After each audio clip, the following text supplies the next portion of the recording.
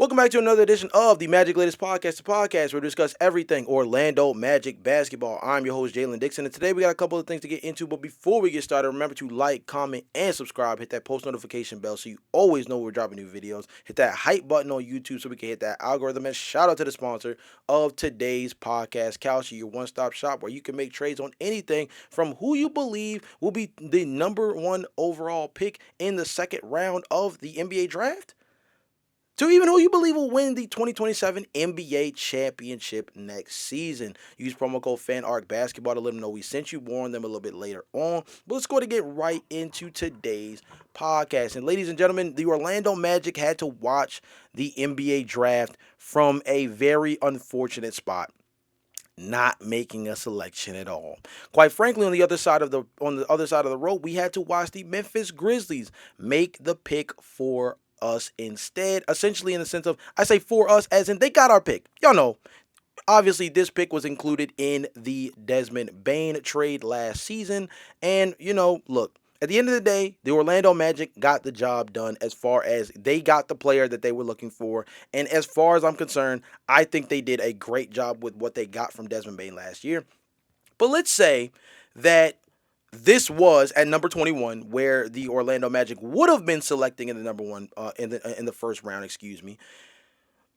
The Memphis Grizzlies went with Kareem Lopez, 6'8", out of Mexico. Let's do a little bit of a read up on some of the analysis from the selection. It says, will his game translate more towards being one of the best players in EuroLeague by the time he's 25, as opposed to a good NBA player? There's no shame in that, and Lopez will earn an incredible amount of money in his career, but his physical driving ability and talent to be a potential mismatch for might translate better in Europe than in the NBA. Still, I'd be willing to take a chance late in the first round to find out if he can develop the shot and defense. He seems like a great example of a player who might be better on the second team he plays for than the first. But John Hollinger's analysis says, I had Lopez rated quite a bit higher than this and was surprised to see him slide this far. Memphis execs put in the work to see him down under for what it's worth, and by moving down from number 16 before picking Lopez, the Grizzlies added 5 second-round picks while also nabbing a young two-way forward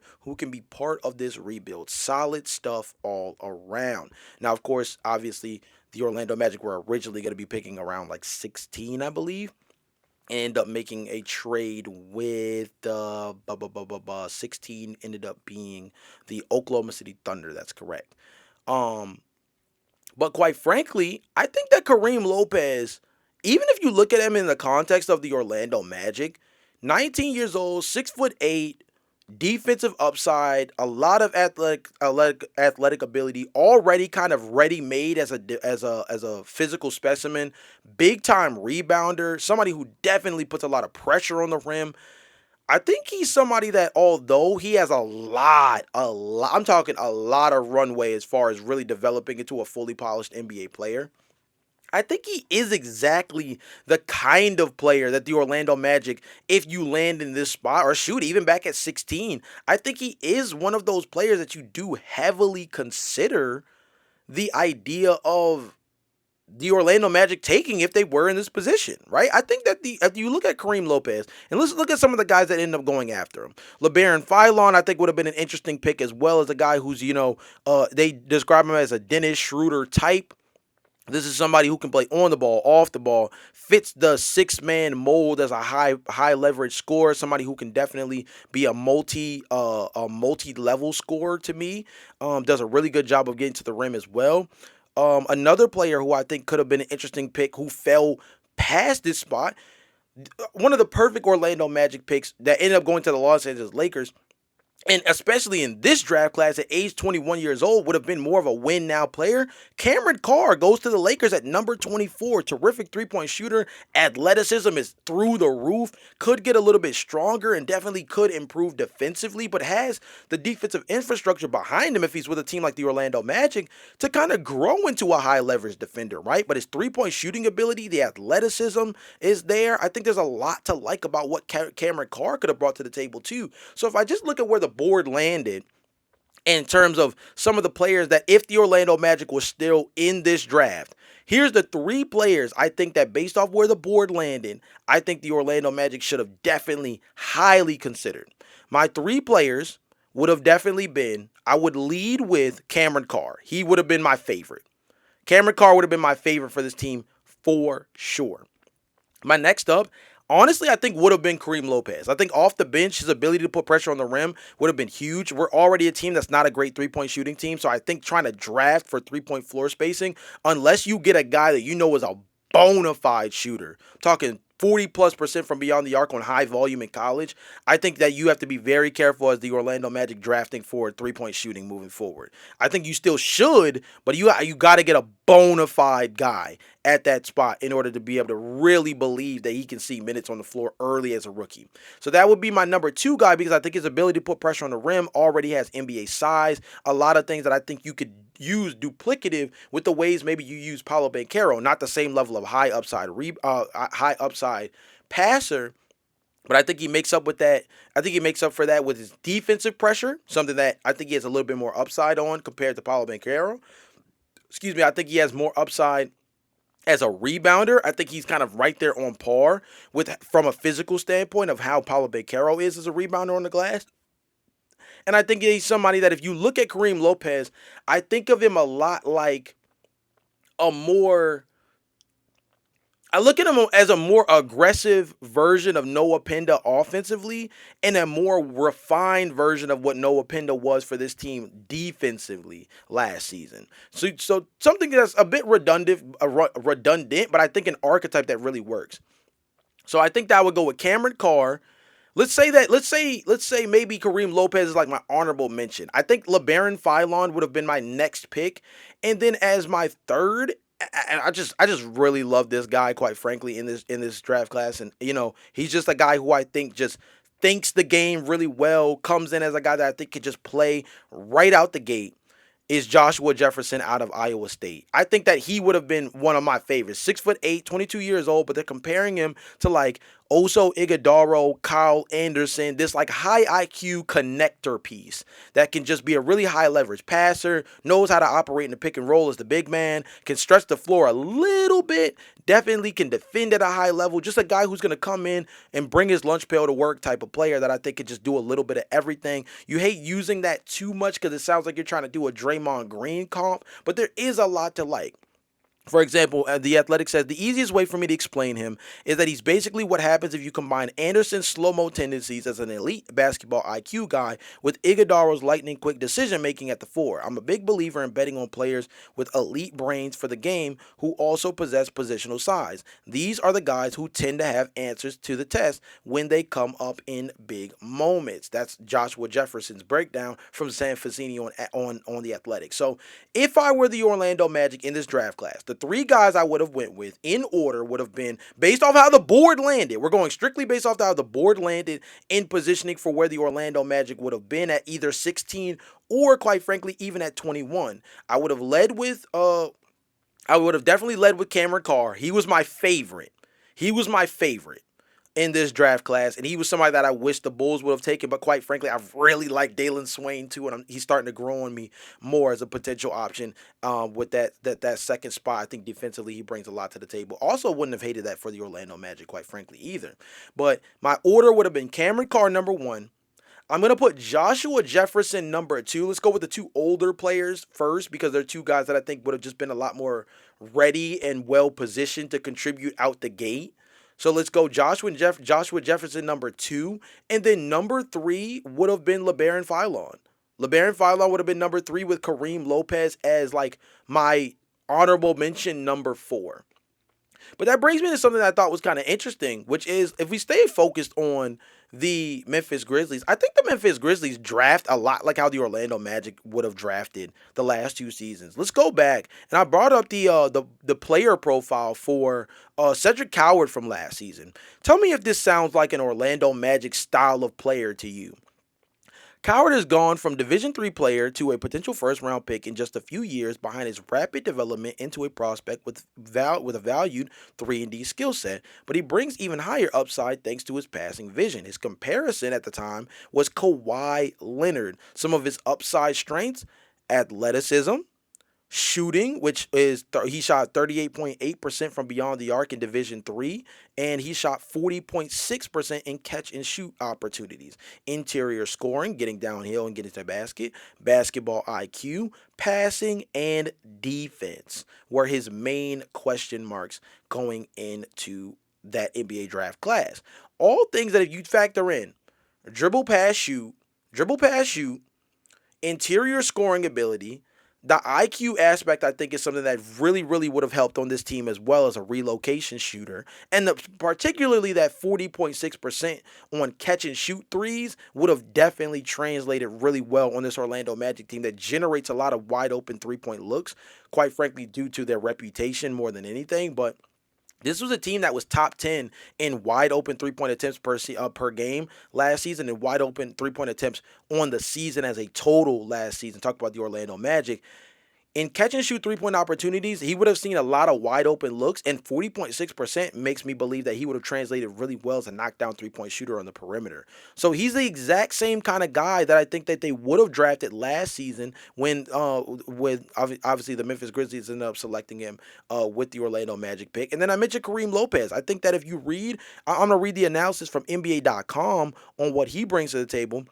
Analysis says Lopez is a physical downhill driver who gets to the rim and finishes with authority. While he's most effective inside the arc, continued development as a 3-point shooter could take his game to the next level. The forward's combination of size, length, and high-level athleticism also gives him strong defensive potential, as he can protect the rim, generate steals, and guard multiple positions. Though the 19-year-old has a lot of room to grow, he already possesses professional experience and athleticism to make an impact at the NBA level.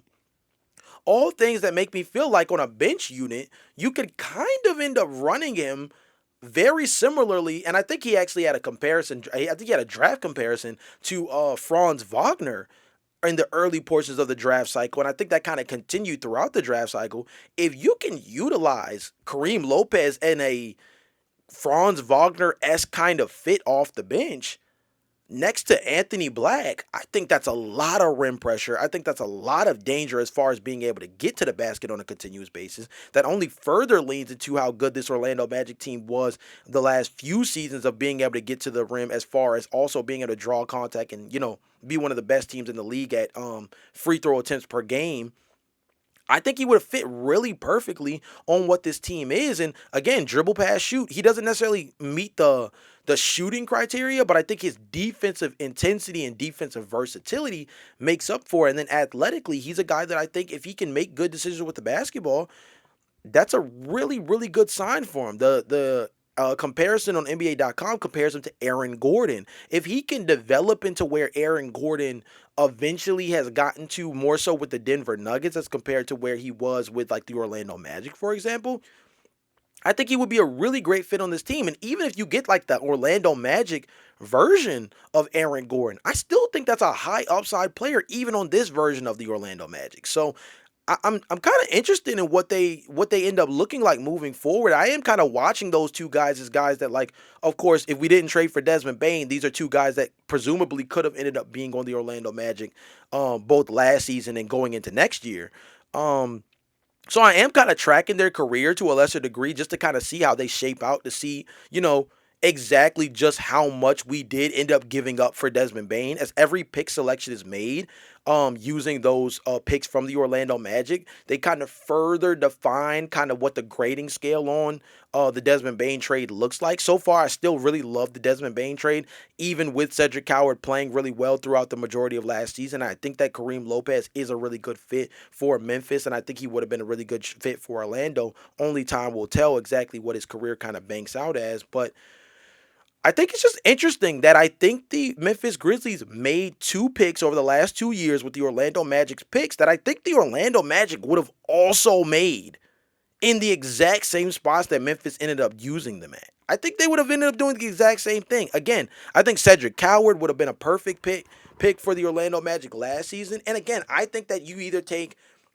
I think that, again, if I'm the Orlando Magic, I like Kareem Lopez, and I think he would have definitely been a good Orlando Magic type of guy. Just if we're talking about size, athleticism, defensive versatility, he feels like a guy that definitely, like Jamal Mosley would have liked to draft. Cameron Carr would have definitely been my pick, and like I mentioned beforehand, I also think that, again, one of my favorite picks in the draft outside of Cameron Carr, also Joshua Jefferson, ends up going to Brooklyn. Little bit of a no man's land situation there. Maybe that's them trying to build a contender, not contender, but build a legitimate team by getting a high IQ four man. Probably would end up coming off the bench behind Julius Randle. We'll see how that whole thing shakes out. Um, but yeah, I just think that the Grizzlies. It's interesting how everything shook out because I think that the Grizzlies ended up making very, very similar picks to the Orlando Magic as far as what their board would have looked like. Again, my board's a little bit different, but quite frankly, Kareem Lopez for the Magic still would have been a guy I would have heavily considered. Honestly, very similar to John Hollinger. I didn't think he would have fell this far. I didn't think he would have fell far enough to be selected at that spot. I think if he wasn't on the board, I think Cameron Carr would have probably been the guy for them, quite frankly. And like I said before, Cameron Carr only went a few picks later, 24, a few picks later. If we're just looking at how the board shook out, I think that's exactly who the Memphis Grizzlies would have taken because the next two guys off the board were, well, Zuby Ejiofor is more of a forward, but he's more of like a power forward type. So maybe they take Zuby, but I think Cameron Carr would have been the guy. If we're just going based off the defensive profile, offensive profile, Kareem Lopez, I think the next closest thing that they would have been able to get is somebody with that high athleticism, another knockdown three-point shooter, very similar to that Cedric Coward archetype in taking Cameron Carr. Maybe they just didn't want to be redundant on the Memphis Grizzlies tip. Maybe they didn't want to be redundant. For the Orlando Magic, having Cedric Coward, if you can have Cedric Coward, Anthony Black, and Cameron Carr coming off your bench, man, let me tell you something. I love Desmond Bain. I'm not against having Desmond Bain on the team. I'm saying if things shook out just based off of how the drafts broke down, this bench with Cameron Carr and Anthony Black, Tristan Da Silva, Goga Batazde potentially still. We'll talk about Goga in a minute because he might actually not be on this roster by the trade deadline, quite frankly. But if you have a bench that has Anthony Black, Cedric Coward, and Cameron Carr on it, talk about athleticism galore. Two bona fide knockdown three-point shooters and an improving three-point shooter in Anthony Black. Again, a ton of rim pressure, a ton of versatility as far as being able to guard multiple positions. Love you, Desmond, but I'm not going to lie. That also would have been a really dope situation for the Orlando Magic as far as being able to flesh out their bench for a very cheap price. Before we move on to the second half of the podcast, I want to shout out the sponsor of today's podcast, Kalshi, your sports stock market where you can make trades on anything from who you believe may be the first pick off the board in the second round of the NBA draft to who you believe will be the 2027 NBA champion. Honestly, the section for the second round is a little bit wonky, but there is some interesting things here. For example, Isaiah Evans is favored to be the first player off the board in the second round to the New York Knicks at 67%.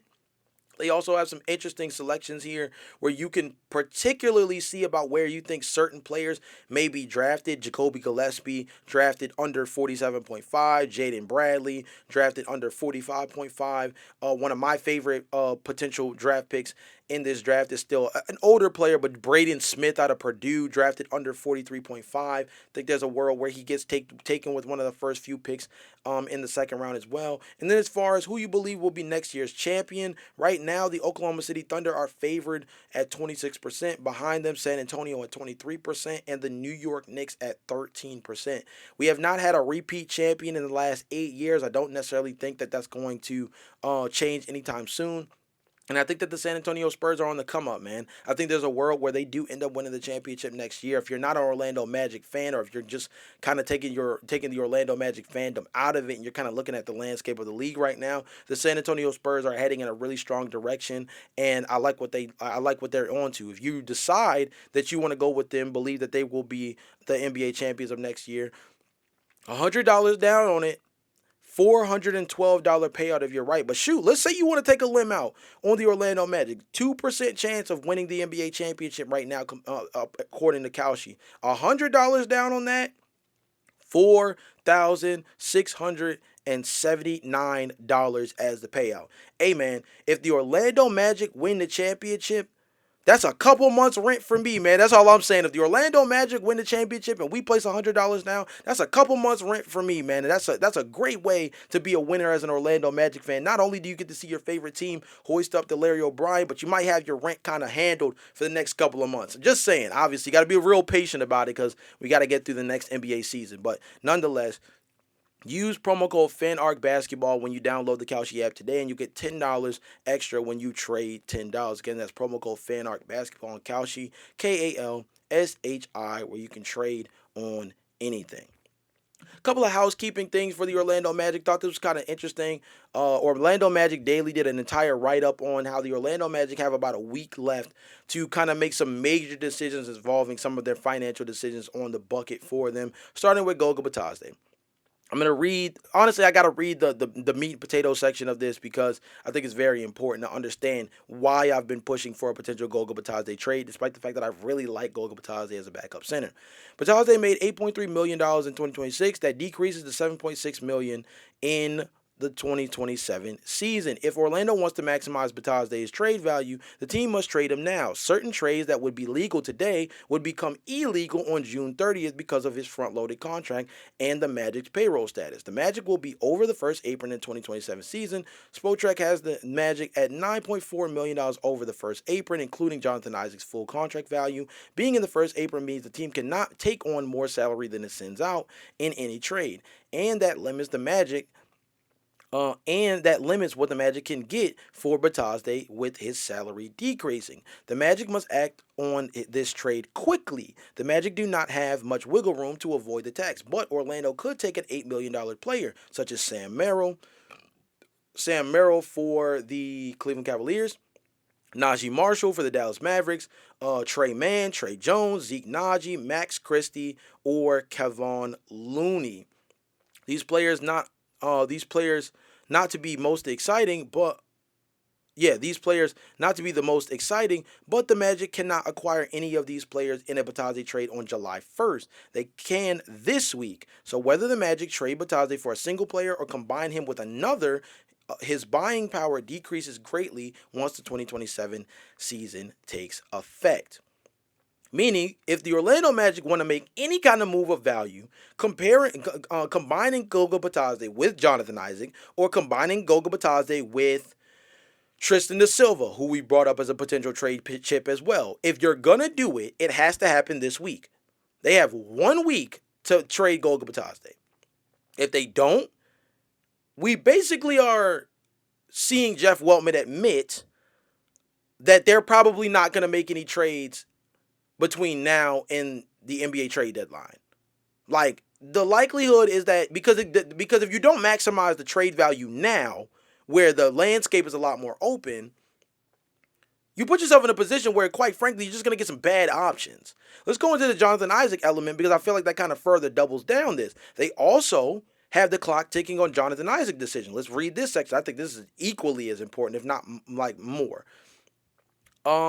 Regardless, we're probably gonna have to read the whole thing for this section. I'm not gonna lie, because it's just that important. Perhaps the biggest tool the Orlando Magic have at their disposal is Jonathan Isaac's $14.5 million salary for the 2026 season. The team extended the guarantee trigger to June 28th, reportedly, meaning either the team cuts him by then and saves $6.5 million for the 2027 season, or another team could cut him and reap those savings. Regardless, until that happens, he is a $14.5 million salary for trade purposes, and most importantly, the amount does not impact the Magic status for the 2026 season. Orlando could acquire $14 million worth of salary and remain under the tax. That is a valuable trade chip for the team. And if there's another team suddenly needing to create cap space, even with $8 million of dead money, shaving off $6.5 million would be valuable to them. So would the potential of taking that $8 million and stretching it over 5 seasons for a $1.6 million cap hit.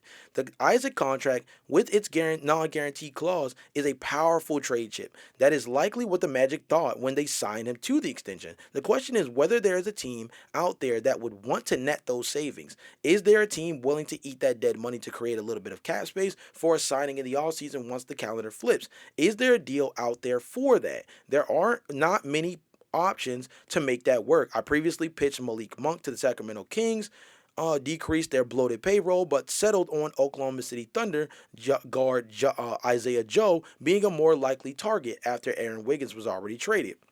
But this is a tool the Magic have that expires next week.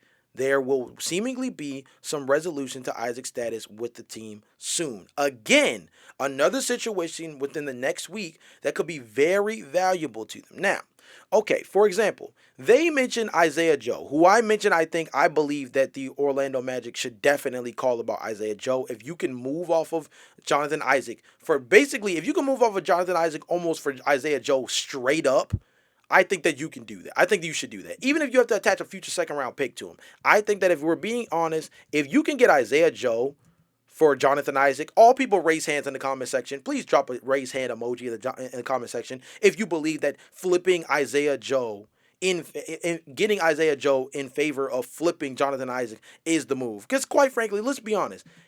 I'm raising my hand. I'm going with Jeff Weltman to walk Jonathan Isaac to the airport. That's my personal opinion. I'm just keeping it being with y'all.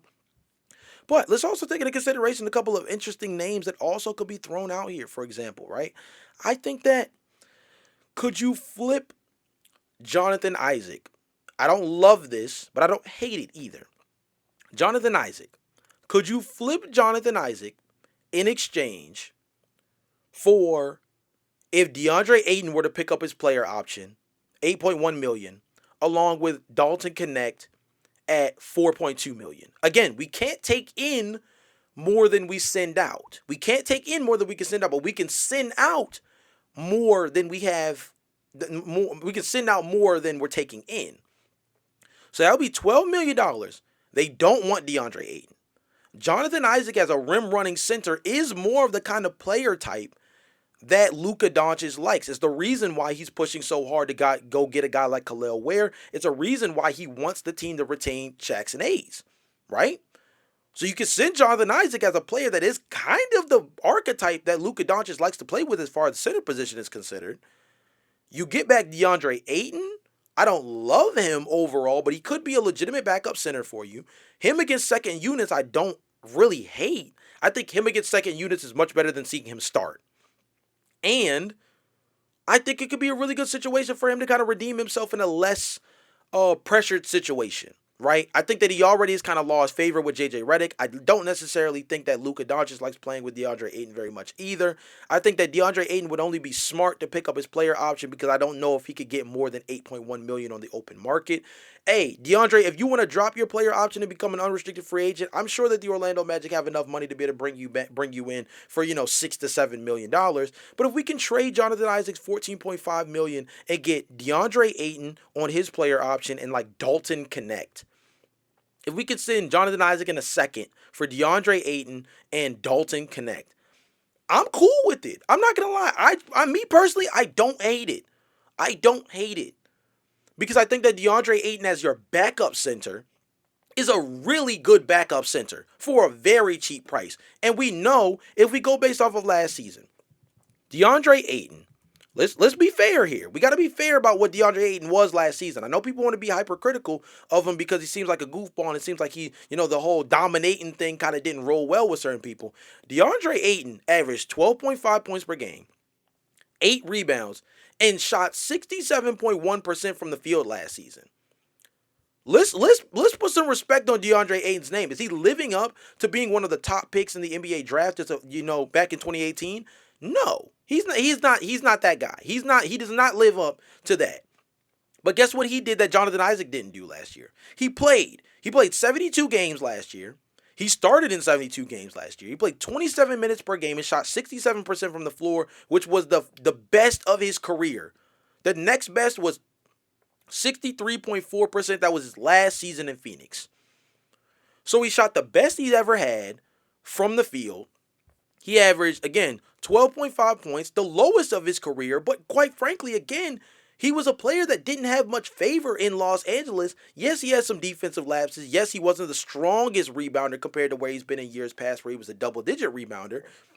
But I think as a bench player, if you can get 12 and 8 on 67% shooting from the field at the center position and maybe get some decent to above average rim protection off the bench from a guy like DeAndre Ayton, I think you take it. And again, it's either DeAndre Ayton and a potential floor spacer in Dalton Connect, or nothing out of Jonathan Isaac, who didn't really play last season, and beyond that, wouldn't play for this team next year because he's going to get waived and stretched. So I would take DeAndre Ayton. I would take DeAndre Ayton and Dalton Connect. I like Isaiah Joe much more for our team and what he can mean in a backcourt off the bench next to Anthony Black. But I also think that if you can, again, Jonathan Isaac, let's go with the win healthy tag, does fit the bill for a kind of center that Luka Doncic would want to play with, just based off of, again, he's pushing for Khalil Ware, and he's pushing for them to re-sign Jackson Hayes. That goes to let you know that there's a particular archetype that Luka Doncic favors. Of course, he really liked playing with Daniel Gafford. He really liked playing in that system with Derek Lively the third as well, right? Like, he likes rim running, play finishing centers. And Jonathan Isaac, although he started taking a little bit too many threes in a Luka Doncic pick and roll, that could be a perfect way to revive Jonathan Isaac's career.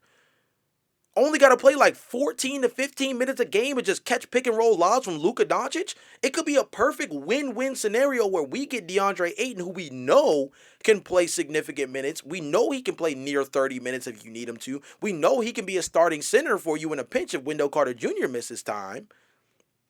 We have different question marks about Jonathan Isaac. And also, for a team in the Los Angeles Lakers who do kind of, they have cap space, but they could use the cap relief kind of to help flesh out their team after, obviously they got to sign Austin Reeves to an extension, which is going to be kind of hefty and make them very expensive. They could also use the cap relief.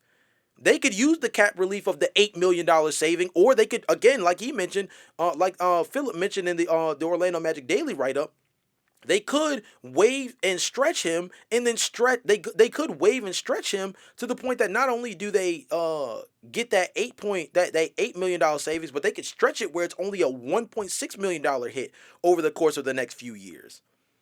That's a perfect situation for the Los Angeles Lakers where, okay, let's say you don't believe in Jonathan Isaac. So you don't think that the Jonathan Isaac Luka Doncic pairing will work because you just don't think Jonathan Isaac's going to play enough games. You can still use his cap relief as a great weapon for you as a Lakers team that when they have the money, they're able to headhunt in free agency because people want to play for the Lakers. People want to play next to Luka Doncic.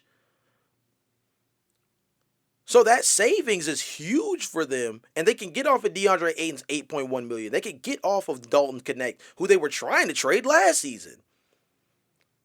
And again, you get another small forward on the Orlando Magic, who again they are kind of weak at that spot. It's pretty much Franz Wagner, Tristan da Silva, and then you have Anthony Black kind of fill in as a pseudo small forward / Jamal Cain as well, who kind of fits in as a pseudo small forward. But both of those guys are more so combo guards.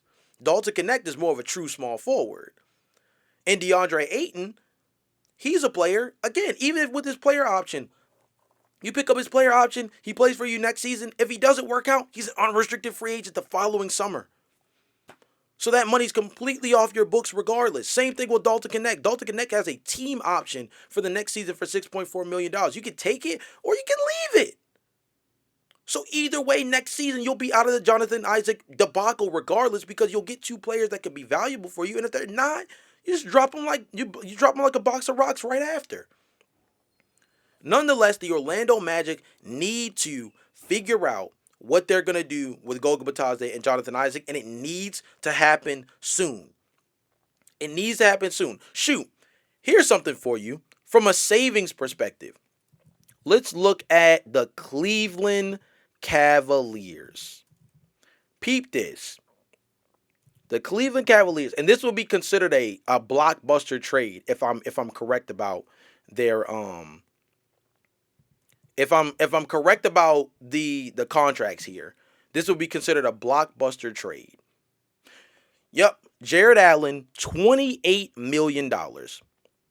If you were to take Goga Batazde's $7 million, Tristan Da Silva, and Jonathan Isaac, and trade them in exchange for Jared Allen, you would get, because the Cleveland Cavaliers need a ton of cap restraint, by the way, because I mean they are in a really weird spot as far as negative value. Evan Mobley, $50 million. Donovan Mitchell, $50 million. James Harden, he's at $42 million on a player option. They're looking to maybe see if they could get him in a renegotiation to extend. Maybe he drops down to like $38 million, but he's going to get multiple years. Either way, he's going to be around $40 million moving forward.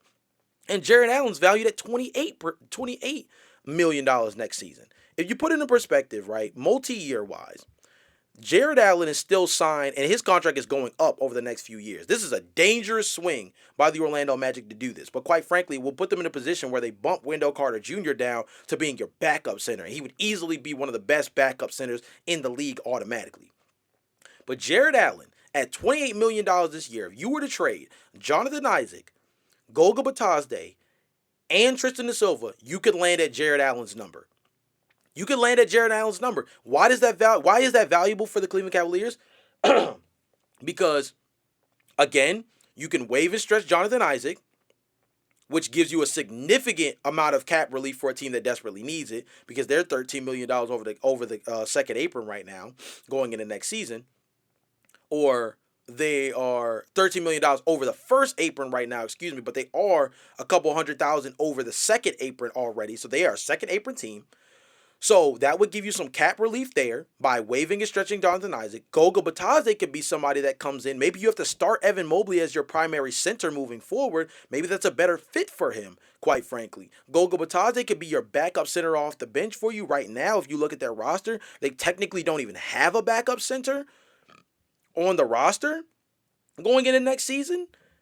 So Goga Batadze could be a 1-year valued backup center for you at $7.6 million. Evan Mobley could be your starting center. You have James Harden, Donovan Mitchell. Maybe that's one of those where you still have Jalen Tyson start at your maybe small forward position.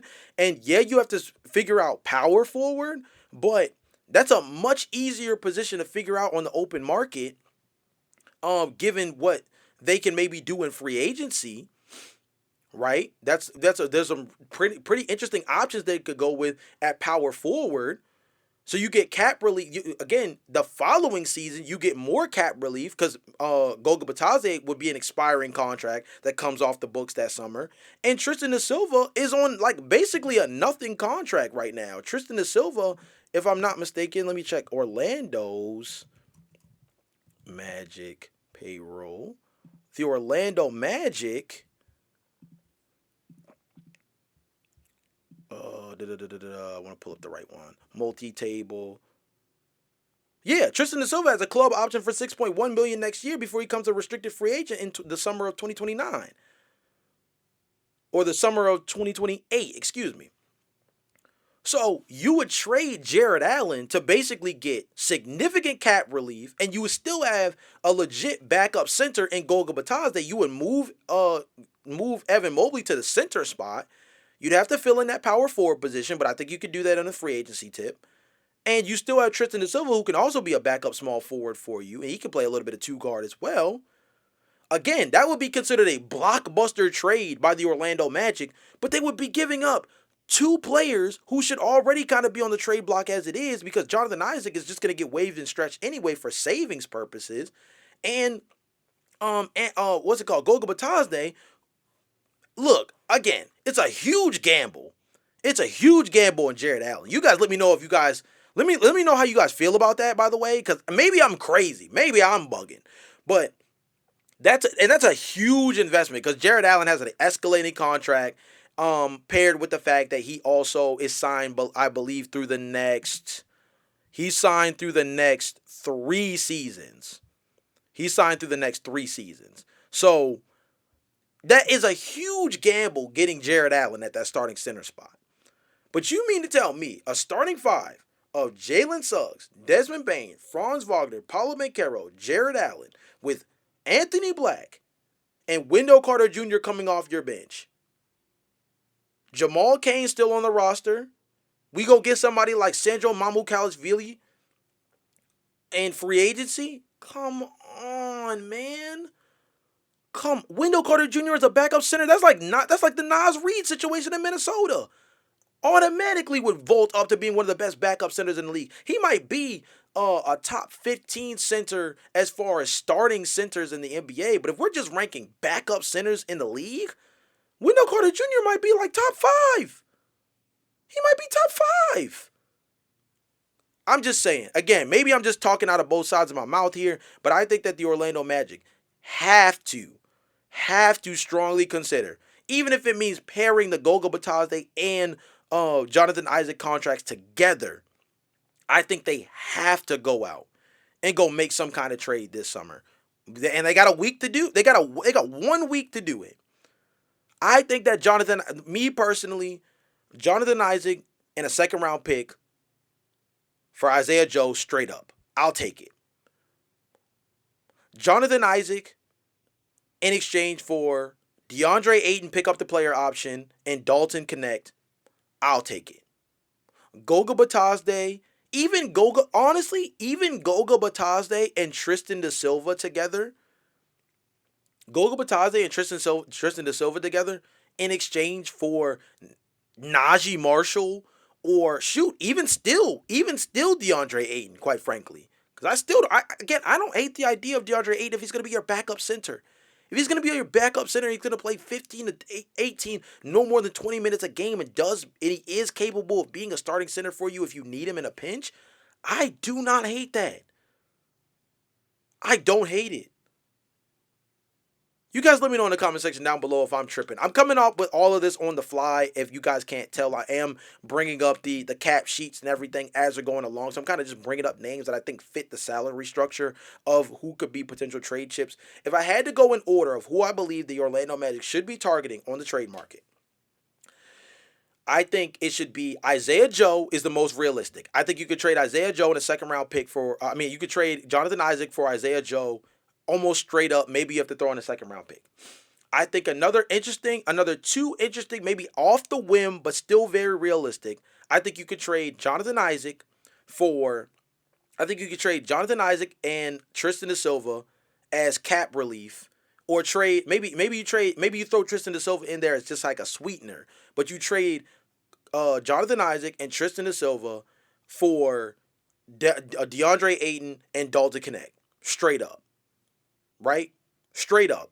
DeAndre Ayton and Dalton Connect for Jonathan Isaac and Tristan da Silva. Maybe they keep Tristan da Silva to kind of fill that Dalton Connect role, and they use Jonathan Isaac as cap relief in the same way that any other team would do with the wave and stretch method. So that would be my second option, is DeAndre Ayton, Dalton Connect trade. And then my third option, swing for the fences. Maybe my third option is call about Malik Monk again. That would be my third option, actually. My third option would be call about Malik Monk one more time and see what's up with that. And my wild card option is take Jonathan Isaac, Tristan da Silva, and Goga Batadze, and go get Jared Allen. That's my swing out of the park insane move. Swing out of the park insane move. It's a hefty price to pay.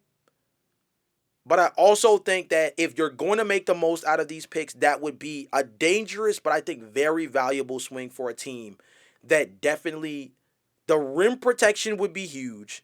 The play finishing from Jared Allen would be huge.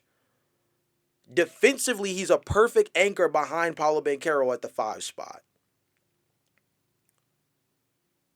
It's a very different approach from what the Orlando Magic would normally do, and that's why I don't believe the Orlando Magic will do it. That's why I consider it a wild card. But the 3 main targets I would go after is Isaiah Joe, Isaiah Joe, DeAndre Ayton, Malik Monk. But they got to get this job done very soon. With all that being said, it's been another edition of the Magic Latest Podcast. You guys let me know in the comment section down below. Am I going crazy? What do you guys feel about my potential trade packages for the Orlando Magic to make the most out of Goga Batadze and Jonathan Isaac? Let me know what you guys have as options potentially down below as potential trades for the Orlando Magic to make with Goga Batadze and Jonathan Isaac. Shoot, do you guys even believe that they're going to trade Goga Batadze and or Jonathan Isaac? Or do you think they're just going to kind of let the ball roll out and just wave and stretch Jonathan Isaac, keep Goga Batadze going into the regular season, and go from there? You guys give me all your thoughts in the comment section down below. But with all that being said, there's been another edition of the Magic Latest Podcast. Remember to like, comment, and subscribe. Hit that post notification bell so you always know we're dropping new videos. Hit that hype button so that we can hit that algorithm on YouTube and continue to build this Magic Latest family. And shout out to the sponsor of the podcast, Cal. She used promo code FANARCBasketball to let them know who sent you. I'll see you guys next time. Peace.